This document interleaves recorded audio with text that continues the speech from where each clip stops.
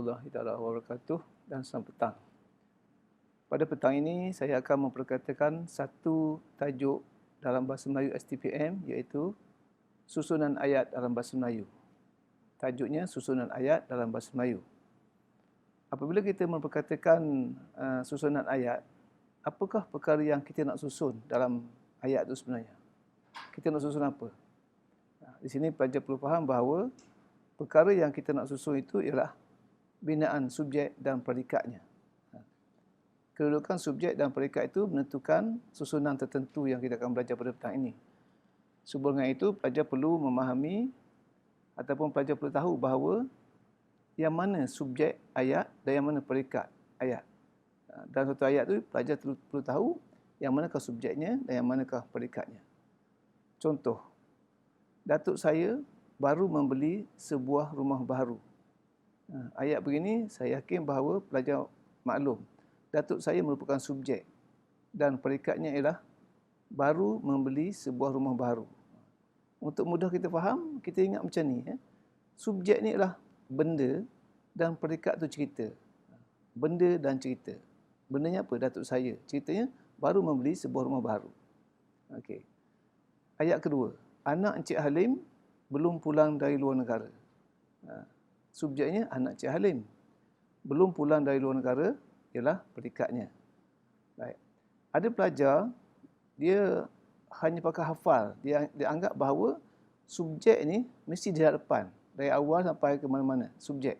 Sebenarnya tidak. Cuba tengok ayat ketiga. Dengan kapak, dia menebang pokok yang besar itu. Di sini yang mana subjeknya? Tak kalah dengan kapak kan? Mana bendanya? Bendanya ialah dia. Dia subjek. Menebang pokok yang besar, yang sebesar itu dengan kapak, merupakan predikat. Jadi tengok. Ayat 1 dan 2, susunan subjek dan predikatnya jelas. Yang ketiga, kita kena fikir, kena faham. Di mana kedudukan subjeknya. Yang keempat, petang semalam, seekor harimau masuk ke kampung itu. Subjek mana? Bukan petang semalam. Mana subjeknya? Tentulah seekor harimau. Bendanya seekor harimau, ceritanya masuk ke kampung itu petang semalam. Jadi itu kedudukannya. Jadi pelajar perlu faham yang mana subjek dan yang mana predikat dalam suatu ayat. Dan soalan dalam peperiksaan STPM pernah diberi satu ayat dan diminta pelajar menulis subjeknya dan predikatnya. Itu penting.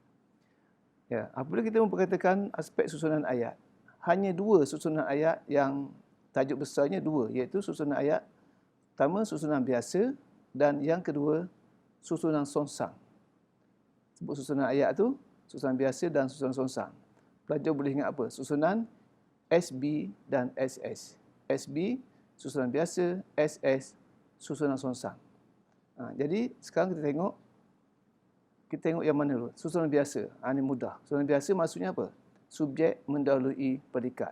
Maksudnya di depan tu subjek atau bendanya dan kemudiannya ceritanya. Dalam buku ditulis apa? Konstituen unsur subjek mendahului konstituen ataupun unsur predikat. Unsur konstituen itu ialah unsur. Jadi maksudnya susunan biasanya konstituen subjek mendahului konstituen predikat. Ayat mudah tadi. Kakak Zamani mengemas bilik.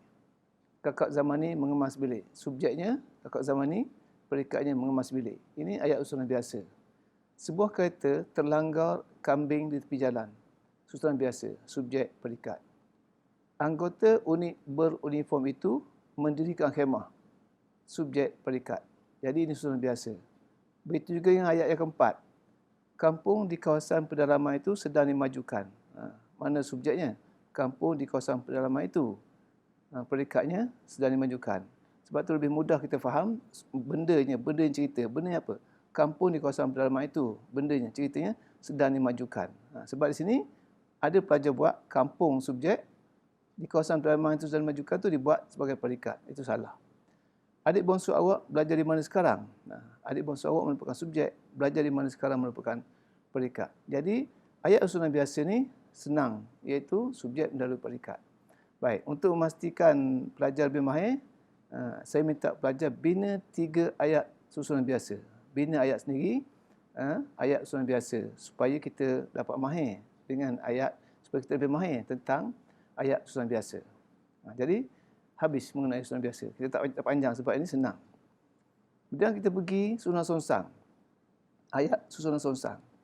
Sonsang ni ada dua jenis yang besar utama, iaitu sonsang ni kita faham bahawa ayat sonsang ayat yang predikat di depan. Pertama, sonsang jenis apa? Pendepanan seluruh predikat. Maksudnya keseluruhan predikat itu dibawa ke depan dan subjek di belakang. Yang kedua, kalau yang pertama ni pendepanan seluruh, yang kedua ni pendepanan sebahagian daripada predikat. Hanya sebahagian saja dibawa ke depan. Baik, kita tengok. Yang ini, susunan sonsang ini, kita tengok yang pendepanan seluruh predikat dulu.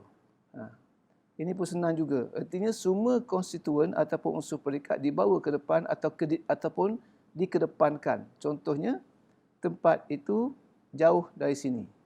Tempat itu jauh dari sini. Subjeknya tempat itu, predikatnya jauh dari sini. Kalau pelajar diminta menyusun ataupun menulis mula ayat ini dengan mendepankan seluruh predikatnya, senang saja. Ya, yang putih ni, yang predikat ni dibawa ke depan. Jadi jauh dari sini tempat itu. Tukar itu, jangan ubah apa-apa.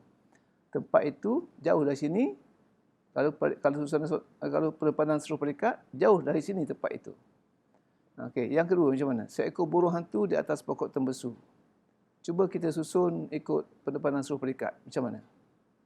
Tentulah kita ambil apa? Predikat ke depan kan? Di atas pokok tembesu, seekor burung hantu. Jangan tambah, jangan kurang, jangan tinggalkan apa-apa. Tukar tempat duduk ya. Tentukan subjek dan predikat, tukar tempat duduk.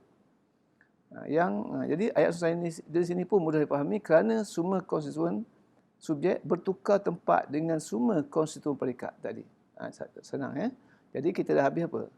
Susunan ayat, susunan biasa dan susunan sonsang. Susunan biasa kita faham macam ni biasa ni tempat itu jauh di mana merupakan ayat susunan biasa. Kita sonsangkan seluruh predikatnya, tukar tempat. Jauh dari sini tempat itu. Jadi maksudnya sekarang dah habis dua. Susunan biasa dan pendepanan seluruh predikat.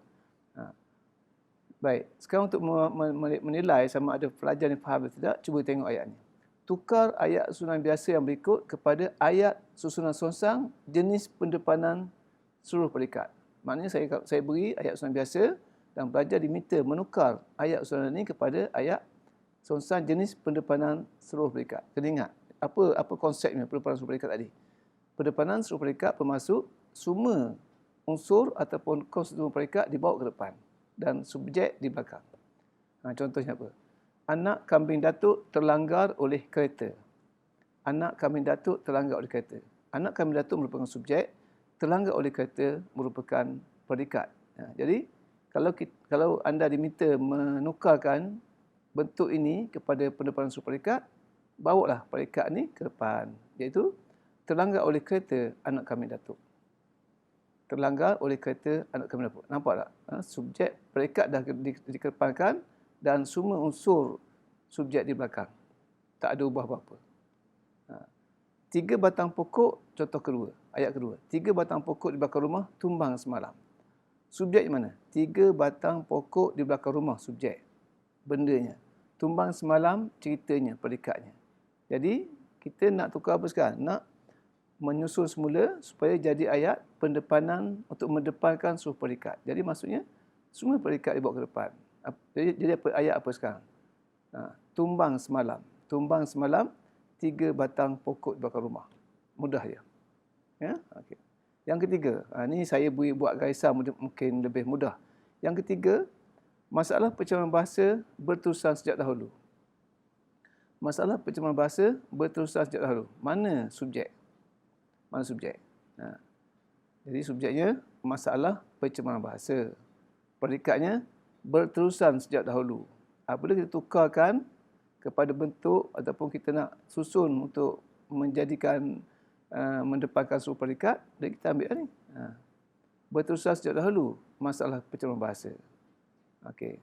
Kemudian yang keempat dan yang seterusnya di bawah ni ada diterangkan ya.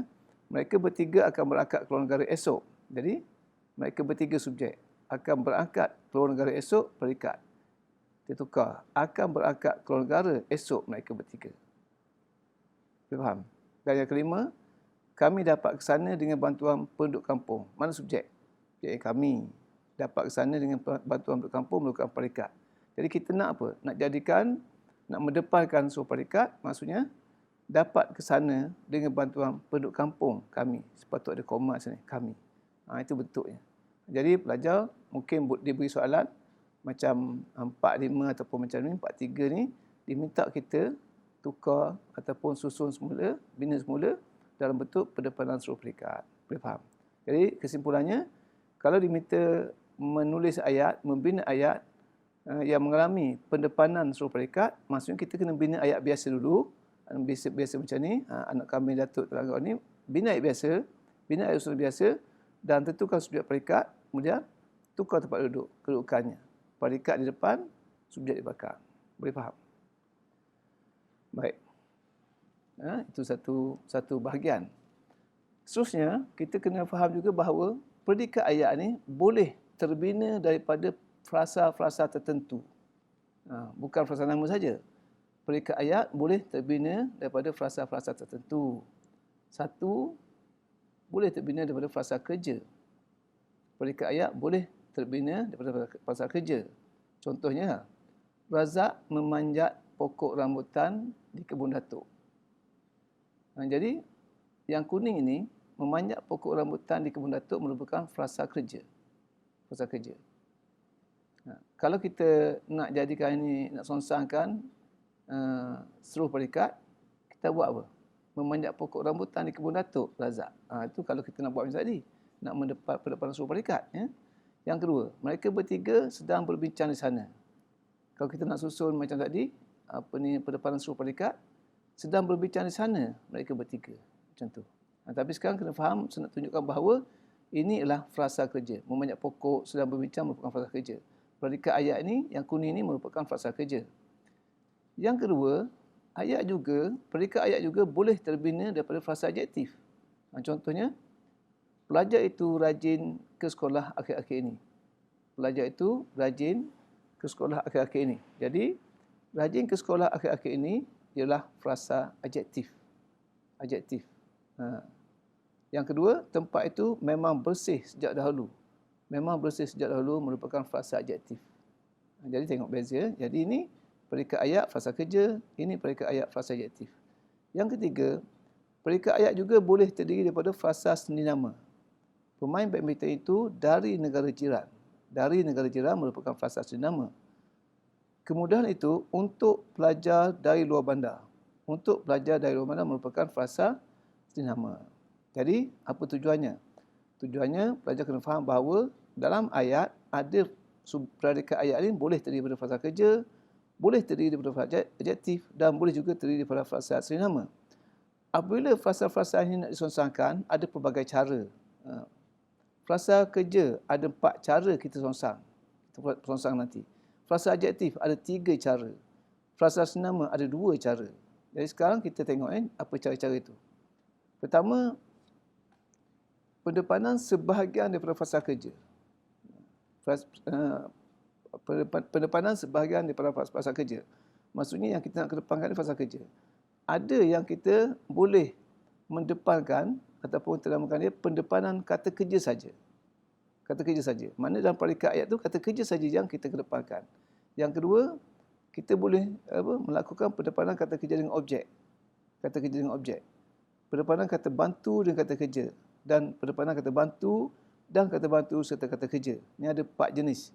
Yang ni kita tengok, kita kemudiankan. Jadi sebab sekarang saya akan tumpu kepada yang pertama ni. Pendepanan sebahagian daripada frasa kerja.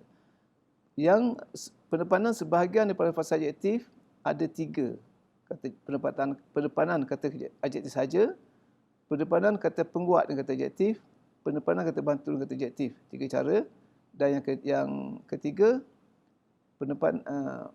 pendepanan frasa senama ada 2, pendepanan frasa senama sebagai predikat, pendepanan frasa senama sebagai keterangan dan predikat. Baik. Yang 2 dan 3 tak faham, tak apa. Kita tengok satu-satu. Tengok yang pertama. Pendepanan sebahagian daripada frasa kerja. Okey. Saya dah tutup tadi, ada untuk pendepanan sebahagian daripada frasa kerja ada 4. Ada 4 jenis. Satu, pendepanan kata kerja saja. Yang kedua, pendepanan kata kerja dengan objek. Yang ketiga, pendepanan kata bantu dengan kata kerja. Dan yang keempat, pendepanan kata bantu dan kata bantu serta kata kerja. Baik. Jadi untuk memahami ataupun untuk menjawab soalan ini kalau ditanyakan, anda perlu ingat perkara-perkara ini. Pelajar perlu ingat balik. Kata kerja dah belajar, tentu ingat. Kata bantu dah ingat. Kata bantu ada dua, kata bantu aspek dan kata bantu ragam. Dan objek. Objek ini ada ataupun hadir dalam ayat aktif transitif saja. Aktif transitif. Ya? Baik, kita tengok salah satu. Baik, macam mana kita nak katakan nak bina ayat songsang jenis pendepanan kata kerja saja? Macam mana? Baik. Artinya, kita faham konsep. Apa maksudnya pendepanan kata kerja saja? Artinya, kata kerja yang terdapat dalam predikat itu sahaja yang dibawa ke depan. Contohnya, burung itu hinggap di atas dahan pokok rambutan. Burung itu hinggap di atas dahan pokok rambutan. Mana predikatnya? Predikatnya yang kuning. Hinggap di atas dahan rambutan predikat. Mana kata kerja? Kata kerjanya adalah hinggap. Jadi kalau kita nak songsangkan ataupun kita nak kedepankan kata kerja saja, kita ambil kata kerjanya. Hinggap letak sini. Hinggap, hinggap, lepas tu salin balik ayat ni. Hinggap burung itu di atas dahan pokok rambutan. Nampak tak? Yang kita bawa ke depan hanyalah satu perkataan kata kerja saja. Hinggap. Boleh. Yang kedua, 2 ekor ayam jantan nenek berlaga di tepi perigi. 2 ekor ayam jantan nenek berlaga di tepi perigi. Mana kata kerja? Tentulah pelajar faham bahawa berlaga. Jadi subjeknya apa? 2 ekor ayam jantan nenek. Predikatnya berlaga di tepi perigi. Jadi kita nak tukar apa? Nak bawa kata kerja dalam predikat ni ke depan. Jadi kita bawa lah. Berlaga. Berlaga. Salin balik ayat. Ambil kata kerja, letak depan ayat awal ni. Berlaga 2 ekor ayam jantan nenek di tepi perigi. Jangan ubah lain-lain. Maksud faham tu? Pelajar faham bahawa kalau pelajar diminta, diberi ayat macam ni, dia suruh tukar kepada ayat yang mengalami pendepanan kata kerja saja, kita bagi subjek, bagi predikat, ambil kata kerja. Kita ambil kata kerja yang terdapat dalam predikat tu, letak di depan dan kita bina semula ayat tu betul. Seterusnya, okey. Sebatang pokok tumbang dipukul ribut petang tadi. Siapa dapat? Sebatang pokok tumbang dipukul ribut petang tadi. Jadi kalau kita nak mendepankan kata kerja, bawa je lah. Tumbang sebatang pokok. Tumbang sebatang pokok dipukul ribut petang tadi. Jangan ubah apa-apa yang lain. Bawa kata kerja saja. Bawa kata kerja saja, dia akan betul. Boleh. Yang keempat, pemerintah sekolah berjaya dalam pertandingan hari ini. Pemerintah sekolah, subjek, berjaya dalam pertandingan hari ini, predikat, kata kerjanya apa? Berjaya. Jadi kita letak depan. Berjaya pemerintah sekolah dalam pertandingan hari ini. Ini yang dikatakan jenis pertama iaitu pendepanan kata kerja saja. Saya ulang. Jadi kita tengok. Kalau diberi ayat macam tadi, burung itu hinggap di atas dahan pokok rambutan, tentukan dulu yang mana subjeknya. Burung itu, mana predikatnya? Hinggap di atas dahan pokok rambutan. Jadi, anda atau pelajar diminta menulis semula ayat ini dengan membawa ataupun mengedepankan kata kerja saja. Jadi, kita bawa kata kerja, letak depan ni, yang lain salin balik ayat tu. Saya rasa boleh faham ya? Tak faham? Ulang lagi. Latihan. Bina 3 ayat pendepanan kata kerja saja. Saya minta pelajar bina 3 ayat pendepanan kata kerja saja. Jadi, untuk membina ayat songsang, pelajar jangan terus bina ayat macam ni. Bina ayat songsang biasa dulu, lepas tu baru tukar ikut ni. Macam contoh ni. Burung itu hinggap di atas dahan rambutan. Bina dulu macam ni, barulah kita boleh tukar. Baik, dan cuba tengok kata kerja yang kita bina ni, kata kerja apa? Kata kerja aktif tak transitif. Jangan cari yang transitif. Kalau transitif dia akan jadi ada objek. Cari kata kerja tak transitif. Berjalan misalnya. Okey, misalnya kita kata apa? Budak itu berjalan di tepi jalan pagi tadi. Jadi kita tengok, jangan ambil budak itu membaca buku, susah. Kita ambil apa? Kata kerja, kita cari kata kerja tak transitif. Itu mudah. Kata kerja tak transitif. Berjalan, berbincang ataupun macam tu. Faham? Baik. Ini yang pertama. Pendepanan kata kerja saja. Ada berapa? 3 lagi. Yang kedua, pendepanan kata kerja dengan objek. Kalau tadi, kata kerja saja dalam peringkat yang kita bawa ke depan. Yang ni kena bawa dua. Kata kerja dengan objek. Ayat mana yang ada objek? Ayat mana yang ada objek? Tentulah ayat aktif transitif. Jadi pelajar kena bina ayat aktif transitif. Mudah saja. Ayat yang dibina mestilah ayat aktif transitif kerana ayat ini ada objek. Ingat balik tak? Ayat aktif transitif adalah ayat yang boleh dipasifkan. Contohnya, Zukri melukis gambar ular pada dinding rumah. Zukri subjek, predikatnya apa? Melukis gambar ular pada dinding rumah. Jadi, melukis gambar ular pada dinding rumah. Jadi, dia suruh kita apa? Bawa ke depan kata kerja dengan objek. Kata kerja, melukis. Melukis apa? Objek. Objek ni adalah jawapan kepada kata kerja. Kalau kita kata melukis apa? Menulis apa? Membersihkan apa? Jawapan apa tu objek. Menebang. Zukri menebang pokok di belakang rumah. Menebang apa? Jawapan apa tu objek. Okey. Jadi kalau diminta kita menyusun balik atau menulis balik penepanan kata kerja dengan objek, maka ayatnya gini. Bawa kata kerja dan objek di depan. Melukis kata kerja, gambar ular, objek. Melukis gambar ular, Zukri pada dinding rumah. Melukis gambar ular, Zukri pada dinding rumah. Walaupun ayat tu macam tak sedap, tapi dia betul. Dia masih betul sebab ikut susunan dia. Baik. Lelaki itu memukul peragut dengan tongkatnya. Okey. Lelaki itu tentulah subjek.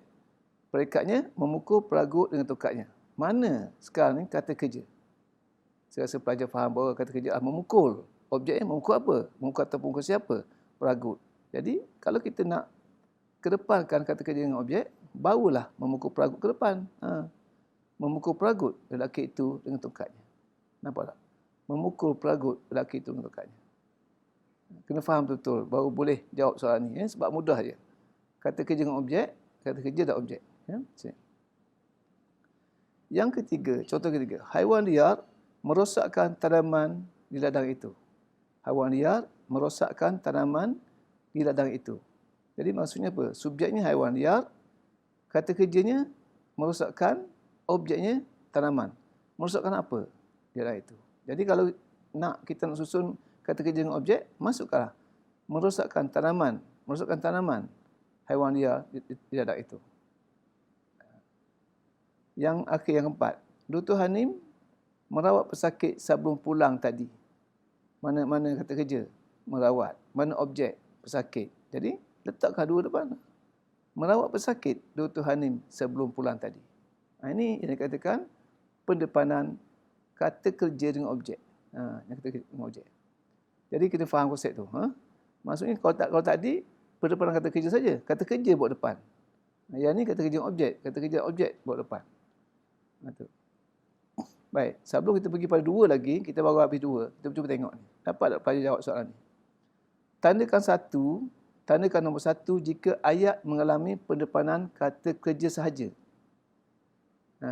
Tanda satu jika ayat mengalami pendepanan kata kerja sahaja. Dan tanda dua jika ayat itu mengalami pendepanan kata kerja dengan objek. Kalau kata kerja sahaja, satu. Kata kerja dengan objek, dua. Pertama, membuat sarang burung itu di atas pokok. Membuat sarang burung itu di atas pokok. Macam nak jawab? Pelajar jangan jawab dulu. Tentukan dulu yang mana subjek dan mana predikatnya. Mana subjek ayat ni? Mana subjek ayat ni? Tentulah burung itu. Predikatnya membuat sarang di atas pokok. Jadi yang mana kita buat? Yang di depan apa? Apa yang depan sekarang? Membuat sarang. Membuat sarang. Jadi membuat sarang itu merupakan satu atau dua. Baik. Mungkin tak tahu. Okay? Mungkin pernah tak tahu, saya bagi riwayat.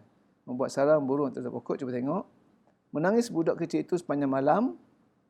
Bersolek anak Pak Ma'un di biliknya sejak tadi. Terlanggar pokok motoka itu ketika hujan lebat. Marah pegawai itu terhadap anak buahnya, menari ahli kelab kewilayahan itu sampai pagi, menjejaskan keselamatan negara penyalahgunaan dadah dan terminal racun serangga beberapa ekor. Ini bukan ayat ni, ayam. Ayam padu, tukar kata tukar. Baik. Saya beri jawapan dulu.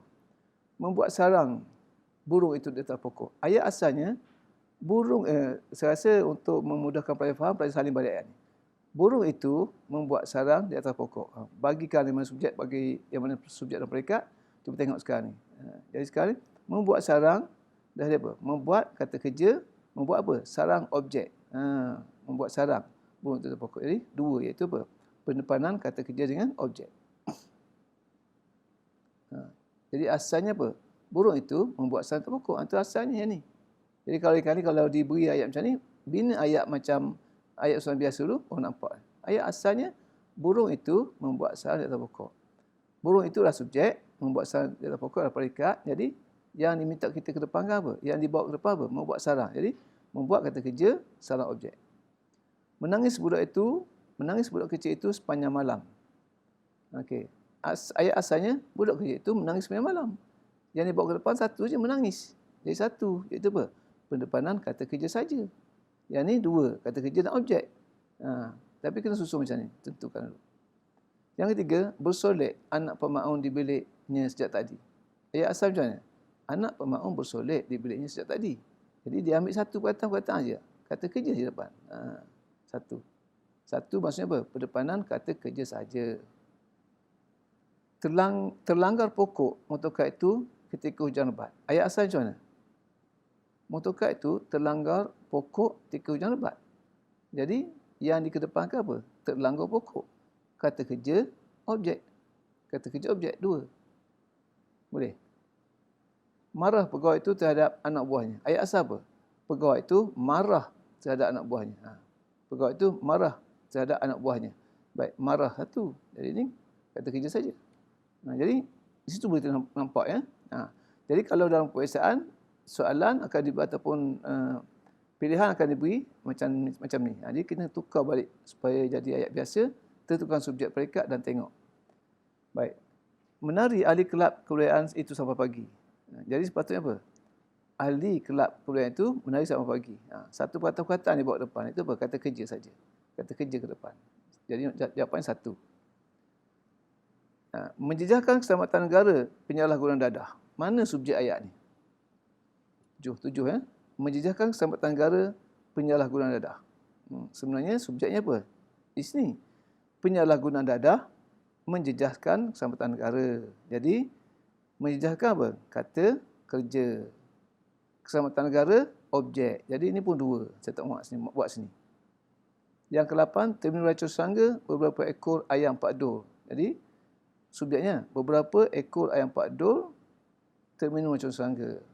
Terminum racun serangga. Jadi, terminum kata kerja, racun serangga objek. Pun dua. Begitu cara kita memahami sama ada ayat tu pendepanan kata kerja saja ataupun kata kerja dengan objek. Macam ni dapat dua keadaan ni. Saya rasa boleh faham lah ya. Kalau minta tentukan sama ada pendepanan kata kerja sahaja ataupun kata kerja dengan objek, daripada ayat yang diberi itu, kita bina ayat susunan biasa, tentukan subjek predikat dan boleh kita lihat apa yang disonsangkan itu. Baik, kita sekarang habis apa ni? Kita dah habis dua bahagian. Kita habis dua bahagian iaitu pendepanan frasa kerja. Kita baru habis pendepanan frasa kerja saja, kata kerja saja, pendepanan kata kerja saja, dan yang kedua pendepanan kata kerja dengan objek. Yang ketiga, kita pergi pendepanan kata bantu dengan kata kerja. Pendepanan kata bantu dan kata kerja. Jadi dalam ayat yang beri itu, artinya dalam ayat tu mesti ada kata bantu dan kata kerja. Dalam predikat ayat. Maknanya apa? Kata bantu dan kata kerja yang berada dalam predikat ayat sahaja yang dibawa ke depan. Contohnya, Ramlan sedang bermain di padang pada petang itu. Baik, yang ini, sedang adalah kata bantu. Bermain adalah kata kerja. Kata bantu apa? Sedang ni ingat tak? Kata bantu aspek teragam. Tentu pelajar ingat ini dari segi masa kata bantu aspek. Jadi dia minta apa ni? Pendepanan kata bantu kata kerja. Carilah. Bawa ni. Sedang bermain, sambung balik. Sedang bermain Ramlan di padang pada petang itu. Ini nama ayat ni nama apa? Ayat yang telah mengalami proses pendepanan kata bantu dengan kata kerja. Maknanya daripada ayat asal tadi, kata bantu dan kata kerja saja yang dikedepankan. Macam ni. Dia faham tak? Kata bantu dan kata kerja dikedepankan. beberapa ekor haiwan liar masih tidur di tepi sungai. Masih tidur di tepi sungai merupakan predikat. Kata bantu di mana? Masih. Kata kerjanya tidur. Ini senang cari duduk dekat-dekat ni. Jadi pelajar kena faham, ingat balik kata bantu dan kata kerja. Kalau kita songsangkan, bawa sini. Masih tidur berdepan. Masih tidur beberapa ekor haiwan liar di tepi sungai. Baik. Masih tidur beberapa ekor haiwan. Jangan ubah lagi yang depan ni. Bawa masih tidur depan, yang lain salinnya. Pelancong asing pernah datang ke tempat itu dahulu. Pelancong asing pernah datang ke tempat itu dahulu. Mana kata bantu? Pernah. Kata kerja, datang. Jadi kata bantu kata kerja. Kata bantu kata kerja, tak depan. Pernah datang pelancong asing ke tempat itu dahulu. Cuba perhatikan ayat ni. Kalau diminta kata bantu depan. Dia mesti ada kata bantulah. Pegawai itu baru pulang dari Kuala Lumpur semalam. Baru pulang. Baru kata bantu, pulang kata kerja. Baru pulang pegawai itu dari Kuala Lumpur semalam. Ini contoh-contoh berdepanan kata bantu dan kata kerja. Jadi maknanya kalau nanti diberi ayat macam ni, tengok depan apa. Kata bantu, kata kerja atau kata apa saja. Baik. Pendepanan kata bantu dan kata bantu serta kata kerja. Ini ada dua kata bantu. Artinya dalam ayat yang diberi kepada pelajar, terdapat dua kata bantu berturut-turut dan satu kata kerja. Jadi kalau ditanya adakah ayat yang kata bantu dan kata bantu serta kata kerja, mesti kedua-dua kata bantu dan kata kerja itu berada dalam predikat ayat itu dibawa ke depan. Dua-dua kata bantu dibawa ke depan. Contohnya apa? Mereka belum pernah bermalam di hutan belantara. Cuba tengok. Belum kata bantu, pernah kata bantu, bermalam kata kerja. Jadi kalau diminta tukar ayat ni, macam mana buat? Belum pernah bermalam mereka di hutan belantara. Berdepanan kata bantu, kata kerja. Belum pernah bermalam mereka di hutan belantara. Jangan buat belum pernah bermalam di hutan belantara mereka, tak boleh gitu. Kenapa? Kalau kata bantu, kena masuk ni. Kata bantu, kata kerja letak depan. Belum pernah bermalam mereka di hutan belantara. Pelancong asing itu belum mahu pulang ke negaranya. Ini saya warnakan biru senanglah. Belum mahu pulang. Belum kata bantu, mahu kata bantu, pulang kata kerja. Kata bantu. Belum kata bantu apa? Ingat aspek kan. Mahu, ragam, pulang. Belum mahu pulang. Pelancong asing itu ke negaranya. Baik tengok. Belum mahu pulang, yang ni bawa depan, yang ni macam biasa. Yang ketiga, Suzana dan adiknya masih belum pulang hingga kini. Yang ini saya tak warnakan. Mana subjeknya? Mana subjek? Suzana dan adiknya masih belum pulang hingga kini. Masih kata bantu, belum kata bantu, pulang kata kerja. Jadi kalau kita nak susun balik, nak tulis balik ayat songsang, masih belum pulang Suzana dan adiknya. Ini Suzana samalah hingga kini. Betul kan ya? Baik, D. Pekerja itu belum boleh bertugas di tempat yang baru. Belum boleh bertugas. Belum kata bantu, boleh kata bantu, bertugas kata kerja. Belum boleh bertugas pekerja itu di tempat yang baru. Ini pendepanan kata bantu dan kata bantu serta kata kerja. Jadi kita sekarang sudah habis 4 jenis pendepanan frasa kerja. Ingat tak 4 tadi? 4 jenis pendepanan frasa kerja. 1, pendepanan kata kerja saja. Yang kedua, pendepanan kata kerja dengan objek. Yang ketiga, pendepanan kata kerja, kata bantu. Yang keempat, pendepanan kata bantu, kata kerja. Tak apa tu. Baik, setelah kita faham 4 ni, sebelum kita pergi pada 2 lagi, cuba kita jawab soalan ni tengok. Soalan boleh tanya macam ni. Ini soalan aneka pilihan. Yang manakah ayat yang mengalami pendepanan seluruh predikat? Yang manakah ayat yang mengalami pendepanan seluruh predikat? A. Sakit hati saya mengenangkan pelakuannya. Macam mana cara jawab? Tentukan apa? Pertama, tentukan subjek dan tentukan predikat. Subjeknya apa? Cuba buat ayat ni dalam bentuk tulisan biasa. Sakit hati saya mengenangkan pelakuannya. Jadi saya rasa kalau pelajar payah faham, payah tulis balik. Subjek apa? Saya sakit hati mengenangkan pelakuannya. Jadi tak kena kan? Jadi ini bukan Cuba tengok balik. Saya tunjukkan, ini subjek saya sakit hati mengenangkan pelakuannya. Adakah ini pendepanan seluruh predikat? Tengok balik. Yang kedua, cantik sekali destinasi pelancongan di sana. Mana subjeknya? Subjeknya, destinasi pelancongan di sana, destinasi pelancongan di sana, cantik sekali. Jadi, sekarang apa tak? Cantik sekali sudah menjadi predikat, jadi semua predikat dibawa ke depan. Jadi, ini jawapannya. Ayat ini mengalami pendepanan seluruh predikat. 3. Menjahit lansir timah di kedainya itu. Timah, subjek, menjahit lansir predikat di kedainya itu predikat. Jadi, tak semua dibawa ke depan, tak semua dikedepankan. D. Berbincang mereka di bilik itu pagi semalam. Mereka berbincang di bilik itu pagi semalam. Nampak tak? Jadi jawapan A, C dan D ni nampak tak? Dia kacau sikit. Nampak tak? Tak susun. Macam tadi yang B senang. Cantik sekali destinasi pelancongan sana. Destinasi pelancongan sana cantik sekali. Nampak? Semua predikat dikedepankan. Itu jawapannya. Kalau payah faham, tulis balik. Buat balik ayat biasa. Tentukan balik. Adakah dia tersusun macam ni? Yang ketiga, yang kedua, yang manakah ayat yang mengalami pendepanan kata kerja dengan objek? Yang manakah ayat yang mengalami pendepanan kata kerja dengan objek? Agaknya haiwan itu sudah mati semalam. Mana subjek ayat? Subjek ayat mana? Haiwan itu sudah mati semalam agaknya. Ataupun haiwan itu agaknya sudah mati semalam. Jadi, yang dikedepankan ni bukan kata kerja dengan objek. Bukan kata kerja ni. Yang kedua, berhibur budak-budak sampai pagi. Ayat asalnya budak-budak itu berhibur sampai pagi. Dia bawa depan satu je. Tak adalah kata kerja dengan objek. Yang ketiga, mengawal kesesakan polis itu di ibu kota. Ayat asal apa?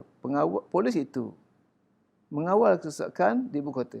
Jadi tengok, yang dikedepankan sekarang apa? Mengawal kesesakan. Mengawal kata kerja aktif. Kata kerja mengawal apa? Kesesakan adalah objek. Ini jawapan dia. Mengawal kesesakan polis itu di ibu kota. D. Sedang bertugas pegawai itu pejabatnya. Ayat asal, pegawai itu sedang bertugas. Sedang bukan kata kerja. Okey, baik. Jadi jawapannya C. Itu caranya. Baik, saya beri ayat ni. Haiwan itu membuat sarang di dalam lubang.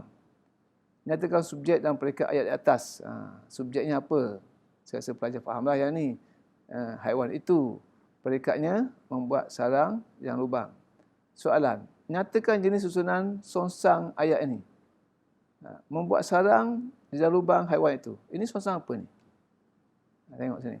Tengok sini ya. Haiwan itu subjek membuat sarang di dalam lubang predikat.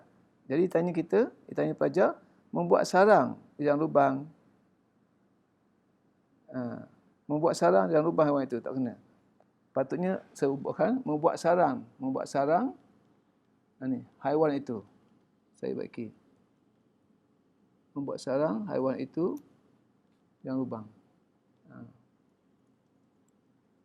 Baik. Baik. Ini pendepanan apa tu? Oh, betul tadi sebenarnya. Baik. Jadi yang pertama ni, baik. Saya tukar tadi. Betul ayat tadi silap. Membuat sarang di dalam lubang.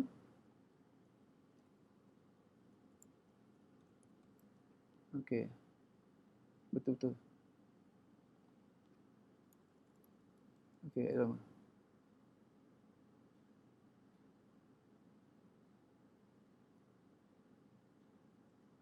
Baik, ayat asal tadi. Ayat asal, haiwan itu membuat sarang di dalam lubang. Subjeknya haiwan itu membuat sarang di dalam lubang. Kalau macam ni, membuat sarang di dalam lubang. Membuat sarang di dalam lubang. Haiwan itu, ini jadi apa ni? Ini pendepanan seluruh predikat.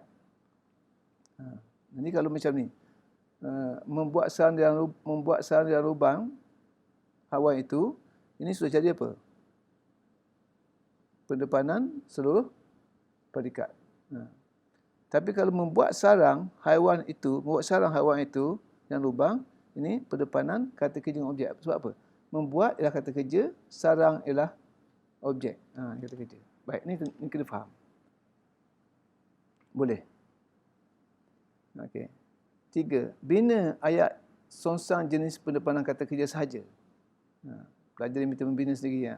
Baik, kalau pelajar diminta membina ayat songsang pada pandang kata kerja saja, mesti kena buat apa? Pertama, fikirkan ayat susunan biasa. Soalan minta bina ayat songsang jenis pendepanan kata kerja saja.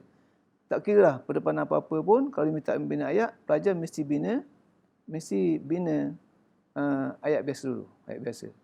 Bina ayat, kalau misalnya macam ni kata kerja saja, bina ayat aktif tak transitif, maksudnya yang tak ada objek. Nak kena faham balik ni. Misalnya apa? Berhenti, guna perkataan berhenti, berjalan, bertengkar, berbincang dan lain. Contohnya, orang itu berjalan ke sana kemari. Orang itu berjalan ke sana kemari. Dia minta kita apa? Mengedepankan kata kerja saja. Jadi, kata kerja yang kata kerja berjalan, kita masuk ke depan. Berjalan orang itu ke sana kemari. Kalau kita buat macam ni, berjalan ke sana kemari orang itu, salah. Ayat ni betul. Ini songsang apa? Songsang keseluruhannya. Tapi ini bukan jenis ni. Bukan jenis pendepanan kata kerja saja. Yang diminta kita buat apa? Berjalan orang itu sana kemari. Baik. Bermakna, kalau diberi ayat macam ni, orang itu berjalan ke sana kemari, dia suruh kita buat ayat songsang, apa-apa bentuk songsang, kita boleh buat songsang seluruh predikat macam yang kedua ni, dan yang ni lah pendepanan apa ni? Pendepanan kata kerja saja. Berjalan saja yang dikedepankan. Wakil sekolah itu tewas dalam pertandingan akhir. Wakil sekolah itu tewas dalam pertandingan akhir.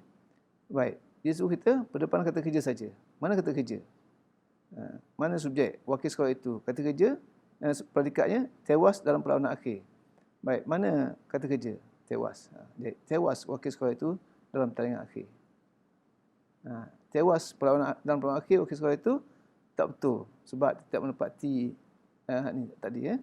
Bukan pendepanan kata kerja saja. Banyak perkara yang dikedepankan. Baik. Yang keempat. Okey. Sekarang cuba tengok soalan ni. Namakan jenis. Ni soalan dulu. Sebelum kita pergi yang lain. Namakan jenis pendepanan ayat berikut. Di tepi sawah padi rumah besar itu. Kalau tentukan ayat ni, apa yang kita buat? Patut kita buat apa? Untuk menentukan ini songsang jenis apa, pelajar buat ayat susunan biasa dulu. Buat biasa. Sama. Saya tak mau bagi ayat ini. Cuba pelajar buat lagi. Di tepi sawah padi rumah besar itu. Jadi kalau ikut ayat susunan biasa, rumah besar itu di tepi sawah padi. Baik, tengok. Menangis budak itu apabila ditegur. Cuba tengok balik. Mengejar rusa pemburu itu di hutan tebal. Sudah datang pelajar itu hari ini. Belum mahu bercakap, Datuk, walaupun sudah sihat. Jawapannya apa? Dah ada jawapan pun. Di tepi sawah padi rumah besar itu. Ayat asal apa? Rumah besar itu di tepi sawah padi. Jadi kita letak predikat di depan, jadi apa? Pendepanan seluruh predikat. Faham tak? Subjek apa? Rumah besar itu. Predikatnya di tepi sawah padi. Tersusun macam ni, jadi pendepanan seluruh predikat. Cuba tengok yang kedua. Menangis budak itu apabila tegur. Subjek yang mana? Budak itu. Predikatnya menangis apabila tegur. Jadi yang dikedepankan hanyalah perkataan menangis saja. Menangis kata apa? Kata kerja kan. Jadi bermakna inilah pendepanan ayat pendepanan kata kerja saja. 3. Mengejar rusa pemburu itu di hutan tebal. Ayat asalnya pemburu itu. Predikatnya mengejar rusa di hutan tebal. Jadi yang kita bawa depan dua. Mengejar rusa. Mengejar kata kerja, rusa objek. Jadi yang ketiga, pendepanan kata kerja dengan objek. Sudah datang pelajar itu hari ini. Jadi sepatutnya apa? Ayat asalnya pelajar itu sudah datang hari ini. Jadi yang dikedepankan apa? Sudah datang. Sudah adalah kata bantu. Datang adalah kata kerja. Jadi pendepanan kata bantu dengan kata kerja. Belum mahu bercakap, Datuk, walaupun sudah sihat. Baik, mana subjeknya? Subjek ayat apa? Datuk. Predikatnya belum mahu bercakap walaupun sudah sihat. Jadi yang dibawa ke depan Datuk, dia bawa depan subjek apa dia?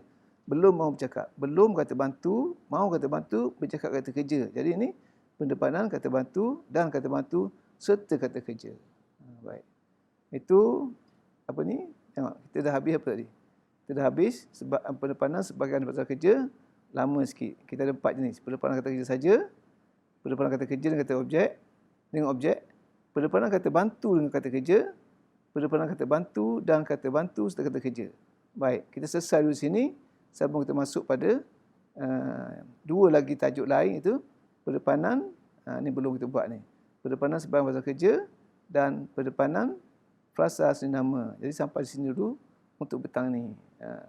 Jadi saya harap para pelajar boleh memahami pelajaran ini sebelum kita teruskan pada dua lagi pendepanan sebahagian, iaitu pendepanan sebahagian daripada frasa adjektif dan frasa asli nama.